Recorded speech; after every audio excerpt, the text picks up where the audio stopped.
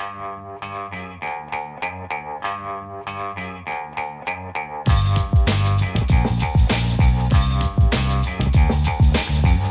the Brian Lehrer Show on WNYC. I'm Kusha Navidar. I'm filling in for Brian.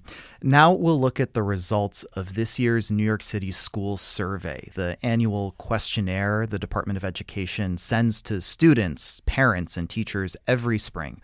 This year, more than 357,000 middle and high school students filled it out. They had a lot to say.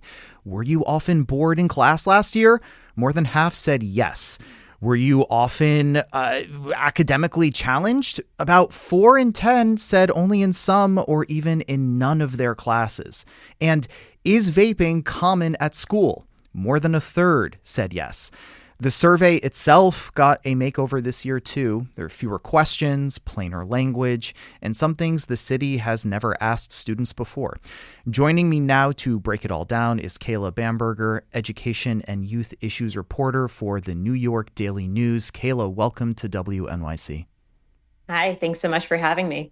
So before we get into what students said, tell us about the survey. Who takes it? Sure. So every year, the New York City Public Schools ask families, teachers, staff of students in grades 3K through 12 to fill out this survey. And then in addition to that, there's a student-facing survey, and that's just going to some of the older students. So we're talking middle school and up, grades 6 through 12. So the survey is designed to collect important information about each school. The results we're going to talk about today, for the most part, are going to be those citywide results. But just so your listeners know, this is also going out for each school district, each principal. So there are real opportunities to dig into this data to learn more about your school and about the school system at large. What did the Department of Education change about it this year? Sure. So the main changes to the survey this year really happened at that student-facing survey. So last summer, they started this process of substantially revising the student survey. Like you said in the intro, it was intended to simplify the language, to shorten the number of questions. So that's great if it's going to get more accurate student responses. But unfortunately, what that means for us as the public is it's harder to compare the data year over year to see how those trends are changing. So when this process started, education officials asked schools, what questions should we keep? Should we delete? Should we revise? And they got more than 300 responses from schools during that process, met with about 22 students individually. So just as an example, the type of question that might have changed was, whereas the last survey might have asked, in how many of your classes are you encouraged to work in small groups? This time it's saying just how many of your classes do you work in small groups to meet students where they are. How hard does it make it to compare year over year with those syntax changes and I guess framing generally? Yeah, I mean, the education officials just really tell you not to do it. There are some questions that are similar enough that maybe we can draw inferences, but nothing that I would, go out on a limb and attach my name to because of those changes. And then some questions are new entirely. So then there's really no precedent to compare it back in time to. But this is going to be a new benchmark going forward. So this is data that we'll continue to look at year after year as these questions continue to roll through. So if the drawback of the change is like the statistical inference that you can get, or at least the confidence that you can have from that statistical inference, is the upside, the reason that they would be okay with that, just making it more approachable for kids? Like, what's the trade-off, what's the upside for them? Yeah, exactly. And part of it is just simply that they wanted more students to respond. Okay, right. And it looks like it worked, right? Yeah. So, as you mentioned in the intro, some 357,000 students responded to this survey. That's a 3 percentage point increase from the year before.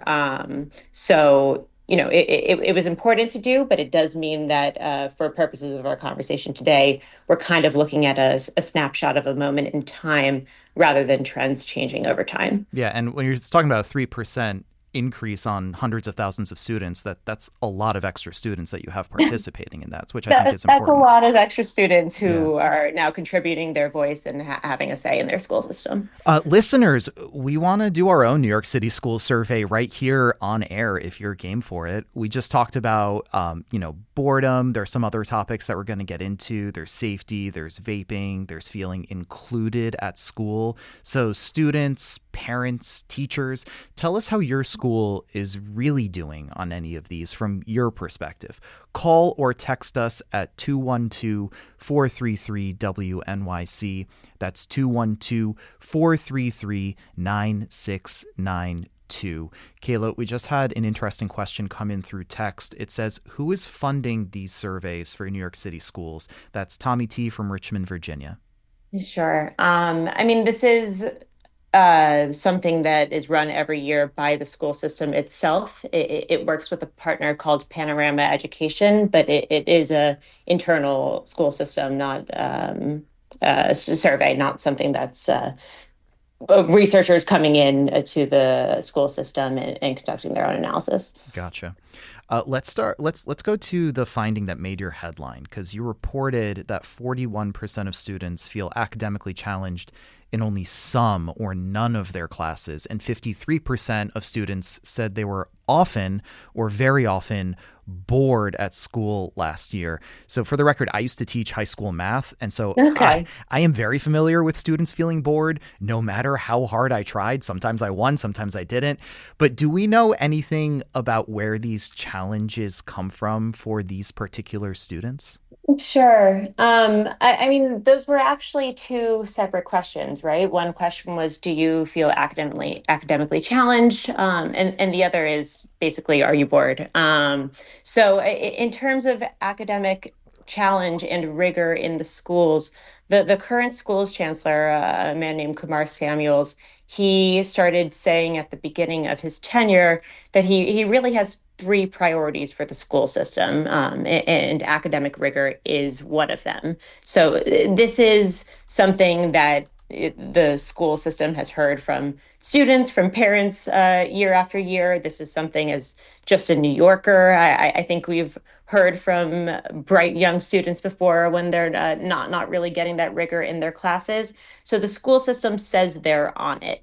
Hmm. That said, if you're the kid sitting in a classroom right now who's not receiving those opportunities, that you need in order to feel challenged in the classroom, it's no consolation to hear that those programs are coming. So while there are bright spots, this survey is still telling us that there's a large share of students who still aren't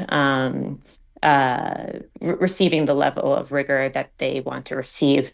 On the boredom question, part of it, I would be shocked to see a survey that no student says that they were ever bored sitting in class. Exactly. I, Right. Yeah. I would not trust the findings of a survey that said no student was ever bored sitting in class. While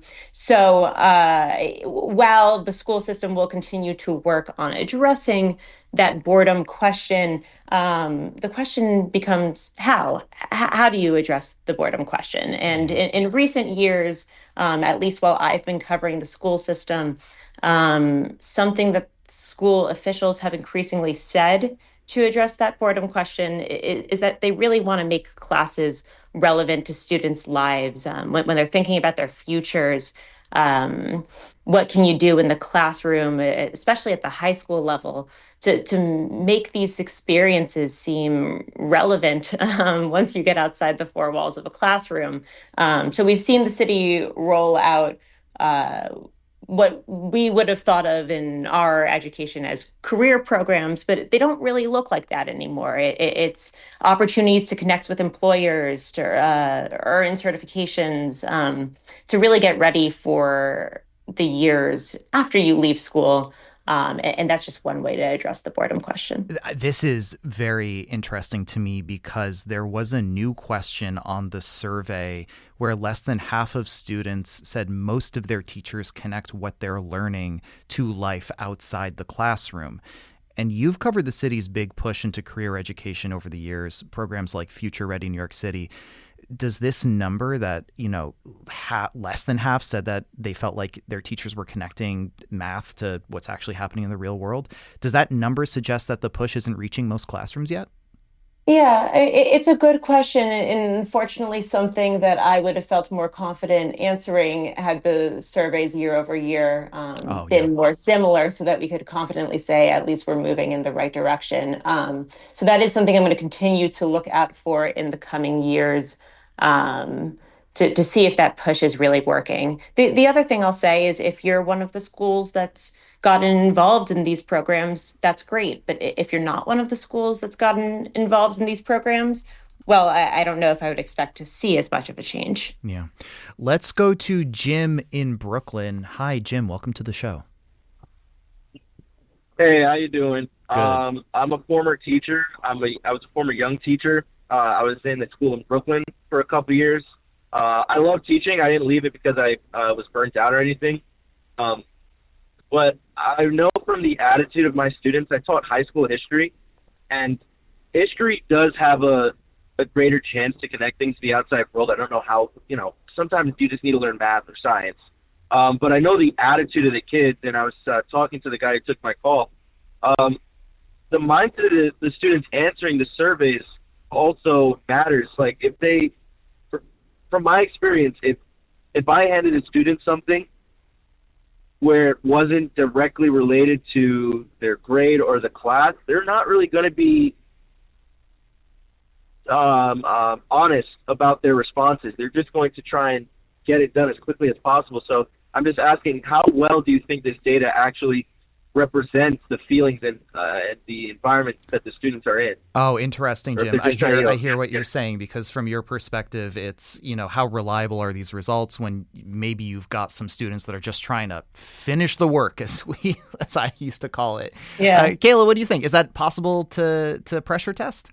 Yeah, for context, I'll just put out there this year's survey opened on February 9th and closed on April 30th. I mean, I don't know where your mental headspace was around February 9th, but like in those short days of winter when we were getting pummeled by snow, I mean, sure, I think it's hard to take a student's mindset and just where they're at in their school year, and remove that context from these results. But at the same time, this is really in terms of having this tool to get a sense of how students are doing. I mean, I've covered other school districts before, to have this sort of data and check in on the pulse of students. I'd say it's relatively good compared to having a complete absence of this sort of data. Got it. And Jim, we appreciate your call and bringing up the reality of what life is like sometimes for students. Speaking of which, we've got a student on the line that wants to talk about another topic that's a brand new question on this year's survey. So one of the brand new questions is how often students at your school vape. And more than a third said it happens often or very often. Before we bring down the student, I'm just wondering, could you give us context, Cayla? How big a problem is vaping in school buildings right now? Yeah, I mean, you just threw out some data. The other data point I'll put out there is just over a third says it never happens, right? So that's a minority, certainly. So we see differences between grade levels. I think it was ninth grade where students were reporting seeing the most vaping use. It was 45%. And then my colleagues at Chalkbeat pointed out something interesting when they dove into the school data, is that some schools, that there are a lot of students vaping, and some schools there's just not. So there is some element here that seems to be responding to your surroundings, responding to who your peers are, of whether or not this is common in your school. Well, let's bring down Zoe from Queens, who is an uprising seventh grader. Zoe, hi, welcome to the show. Did I get that right, that you're going into seventh grade? Yes, I'm going into seventh grade. Wonderful. And where are you calling from? I'm calling from Queens. Wonderful. So tell us what's on your mind. What's your experience with what Cayla was just saying? Well, in my school, ever since fifth grade, a lot of kids in my class have been vaping in the bathroom. And I feel like this ties to my school safety because I don't feel safe around kids when they vape. Because I've also told the teachers that they've been vaping and nothing has been done. Mm. And if I tell on the kids, I'm like seen as a tattletale. Yeah, that must be really hard. What do you wish the teachers would do? I wish the teachers would start looking more into the situation and actually guiding the kids to stop vaping and to help kids not vape anymore. Yeah. You said this started around 5th grade. Did I hear that right? Yes. A lot of girls in my class have been going to the bathroom and vaping. Mm. And every time I walk in, all the girls like shove something into their pockets, and it smells like cotton candy and bubble gum inside of there. All right. And I know that they're vaping because it's like kind of like smoky. Yeah, and those are the flavors that often come from vaping, right? Like it's bubblegum stuff that you might find tasty. Yes. Yeah. What do you think that does to your feeling of safety? Because you mentioned that. I think that's pretty important. Well, I feel like this affects my safety because kids might start bullying people who start not really tattletelling, but telling on the teachers on them because they want to make sure that they don't get like caught and they could continue vaping. Yeah. That sounds really tough. I wish that your teachers were able to respond to that better. Do you think, because you're going to be moving into 7th grade, do you feel like a new set of teachers would make a difference, or do you think that the way the school is really hard to change? I feel like the school is going to be really hard to change because it's mostly all the same people. But hopefully they could do something about this problem because I just don't want kids in my class to be vaping for their safety and my safety because vaping could affect them so much. Well, Zoe, let me tell you, you sound like a super smart 7th grader. I hope that you continue to feel safer and safer in school, and I hope that 7th grade is just as even better than every other grade you've done, but not as good as the grades to come. We really wish you the best. And thank you so much for calling. We really appreciate it. Good luck in 7th grade. And I hope you have a great rest of your summer, okay? Thank you so much. You too. Thanks. So, Cayla, we just heard from Zoe. Really quickly, the connection between vaping and safety must be pretty closely connected, according to Zoe, right? How do you feel about that? Yeah, I will say for coming out of Central, so the type of initiatives that the public school system rolls out that reaches every school, there's one initiative that I could think of in recent years that related to vaping. There was an anti-vaping campaign through a program called New York City Public Schools Cares, which was championed by the former chancellor, Melissa Vilas Ramos. I mean, I don't even know if that's still going on. It very well might be and just hasn't touched Zoe's school yet. But the other thing she said that struck me was about safety in the bathroom. I mean, a separate survey question was asking students about their feelings of safety. And while the numbers were pretty high, it was about 92% of students who reported feeling safe in their classes.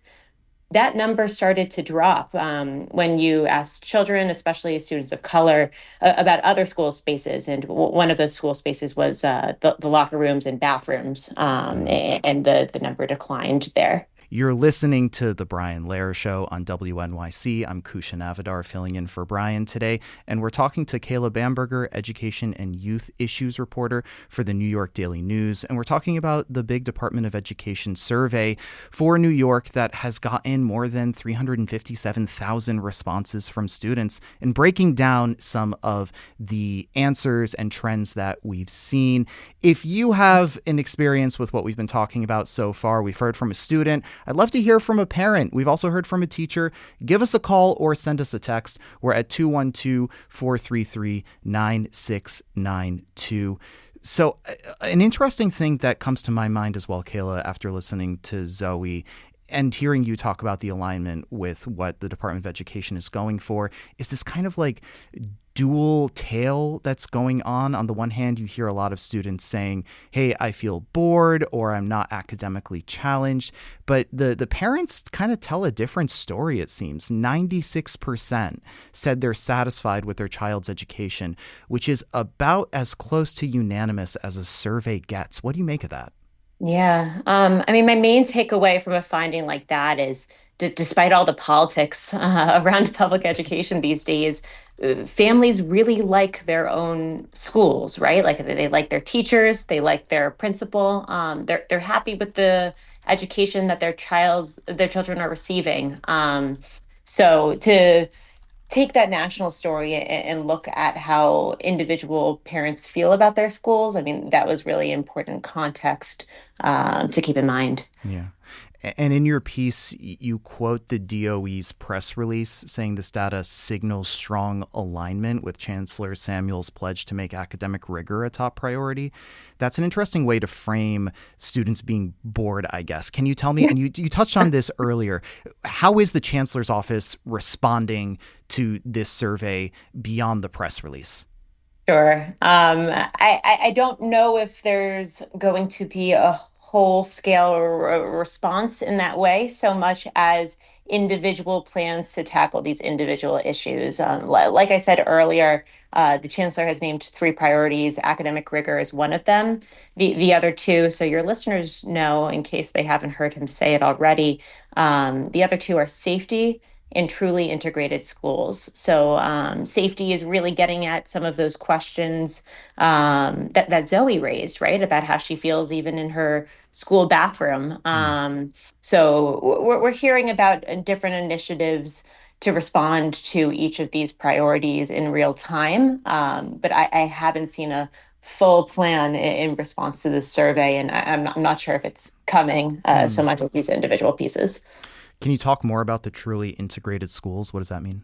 Yeah, that's a good question, and one that I'm still continuing to track as the chancellor is outlining his vision. I mean, his boss, Mayor Mamdani, on the campaign trail, was pretty forthright about saying that truly integrated schools was a priority for him.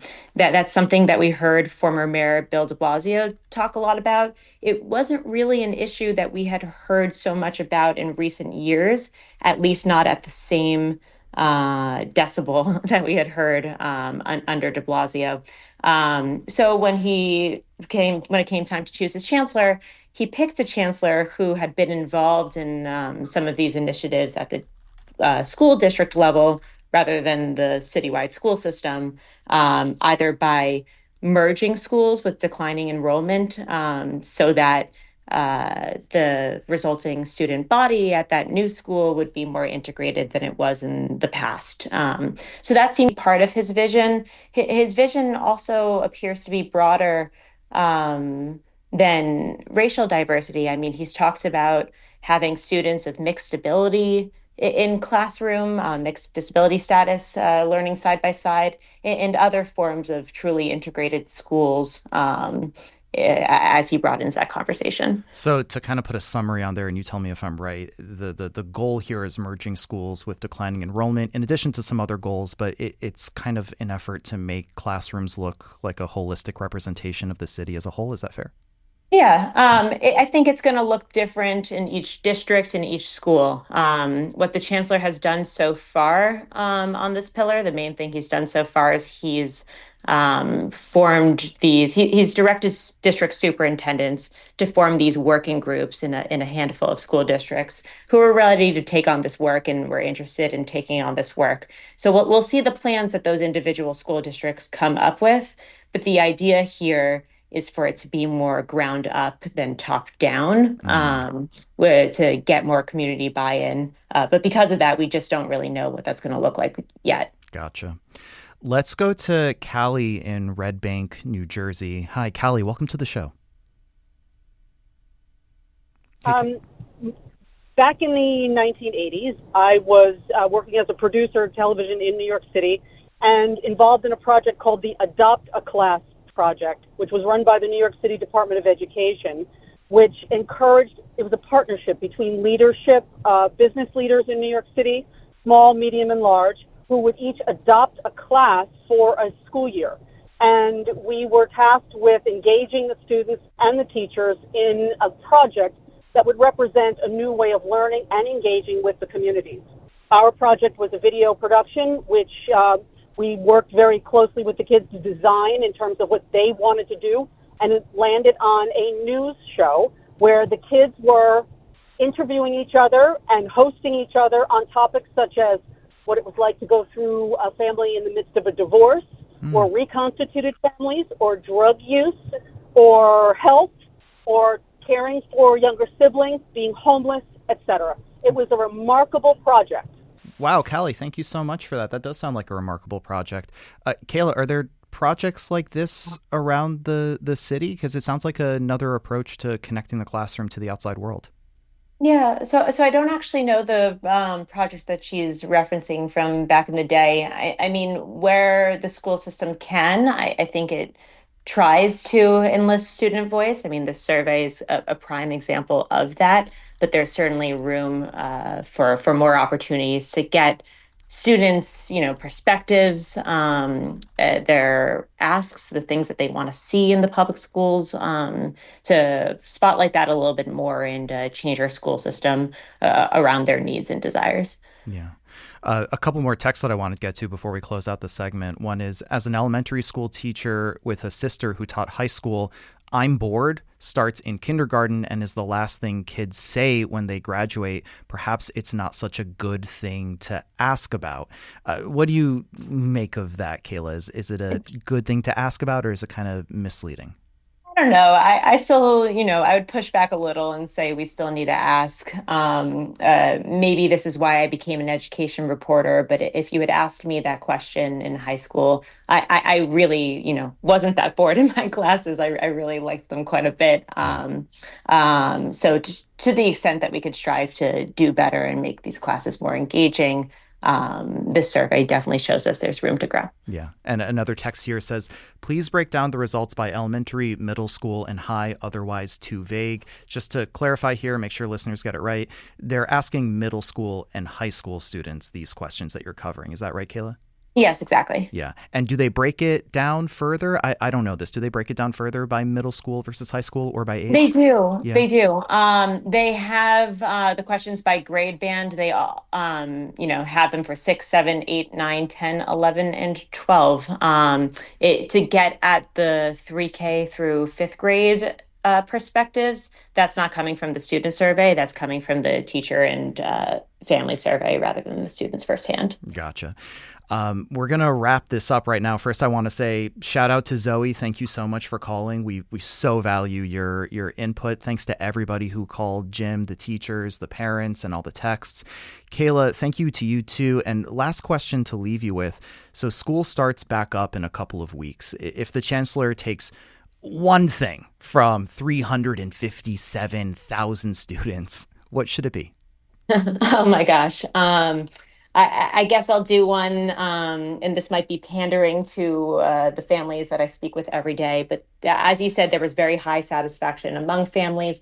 The one thing they weren't so satisfied with were the meal options. 81% said they were satisfied with meal options, leaving about a fifth of families who want to see some better school food. While I don't think that is the priority, the number one priority of a school system, which should certainly be things like safety and rigor, I'll give a shout out to that response in particular of families would like to see some improvements to what they're seeing at the cafeteria. Some better menu options. I hear that. We'll leave it there. My guest was Cayla Bamberger, education and youth issues reporter for the New York Daily News. Cayla, thank you so much. Thanks so much for having me.